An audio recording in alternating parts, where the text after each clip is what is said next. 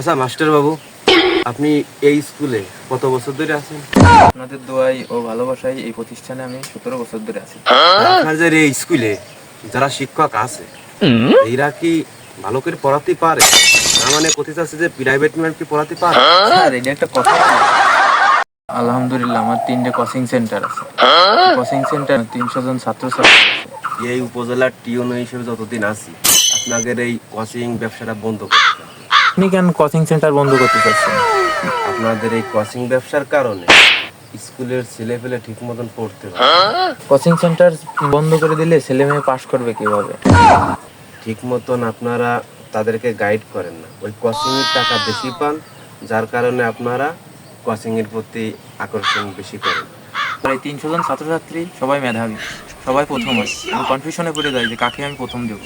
প্রশ্নপত্র ফাঁস করেন, এটা আমার নলেজ আছে, আবার নিজেরা লিখে দেন। এই কারণে তো স্কুলের ছেলেপেলেরা সুন্দর কায়দায় লেখাপড়া শিখতে পারতেছে না। স্কুল থেকে বেরিয়ে তারা কিছু না কিছু করে। কোচিং ব্যবসাটা বন্ধ করতে হবে। না স্যার, এরকম করেন না আমার সাথে। কেন সরকার আপনাদেরকে বেতন দেয়? হ্যাঁ, আর এই 20,000 টাকা দিয়ে কি বর্তমান কিছু হয় নাকি? আপনার বিষয়ে উপর মহলে কথা বলি, আমি আপনার বেতনের ব্যবস্থা করে দিচ্ছি। ওনার বিরুদ্ধে কি কি অভিযোগ আছে একটু বলেন। ওই যে স্কুলে লেখাপড়া ঠিক মতো করায় না, পোলাপান দিয়ে মাঠে পাঠাই, গরুর ঘাস কাটাই, গরু নিয়ে মাঠে যায়, আবার মেয়ে গেড়ে দিয়েছে থালবাটি মাজাই, তারপরে হাত পাও টিপাই, মেলা অভিযোগ স্যার। স্যার, তারপরে তার 2 ছেলে মেয়েরই উপবৃত্তি কার্ড আছে। স্যার এরা মিথ্যা অভিযোগ দিচ্ছে, সব মিথ্যা বানোয়াট। উপবৃত্তির টাকা তো আপনার ছেলে মেয়ে পাওয়ার কথা না। উপবৃত্তির টাকা পাবে কারা? যারা গরিব মেধাবী।